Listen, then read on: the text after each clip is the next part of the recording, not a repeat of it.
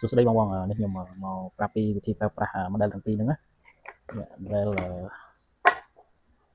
នេះមួយហើយនឹង model នេះមួយការប្រើប្រាស់របស់វាពេលវាអស់ថ្មបងឲ្យយើងអាចសាកនេះវាមានជា power bank ស្រាប់អានេះមានជា power bank វាស្រាប់ថ្មពេលវាអស់ថ្មនេះខ្ញុំកំពុងសាកអញ្ចឹងណាការសាករបស់វានេះបងប្អូនវាមានភាគរយថ្មនៅលើហ្នឹងឥឡូវខ្ញុំតេស្តសាកនេះគាត់ដាក់ចូលដាក់ឲ្យត្រូវទៅនេះវាលោតថ្មវាសល់ 82% នេះវាកំពុងសាកនេះវាកំពុងសាកមួយនេះដូចគ្នាមួយនេះគោលវាមាន power bank របស់វាស្រាប់ដែរយើងមិនទៅសាកទេយើងសាកដុំវានេះពេញទៅយើងអាចប្រើចល័តបានហើយនេះដល់នេះអស់ថ្មវាអស់យើងគាត់ដាក់បើត្រូវដូចយកមកប្រើបាន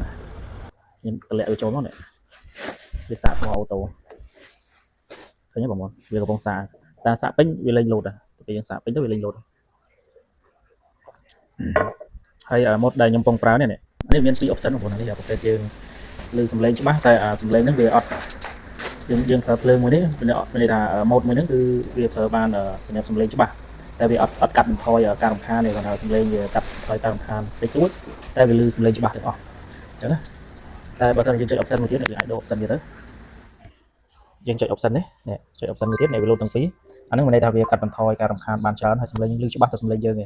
សំឡេងផ្សេងអត់ឮទេអញ្ចឹងណាបងប្អូនអាចប្រើ option ហ្នឹងក៏បាន option ហ្នឹងក៏បានតាមរយការរបស់បងប្អូនអាហ្នឹងសម្រាប់ម៉ូតទី1ចំណែកឯម៉ូតទី2វិញម៉ូតទី2នេះមាន2 option ដូចគ្នាពេលយើងភ្ជាប់ទៅបើយើងប្រើភ្ជាប់បើសិនតែយើងប្រើ option ធម្មតាដូចមិញសំឡេងវា record ឬច្បាស់ល្អតែគាត់ថាការកាត់បន្ថយការ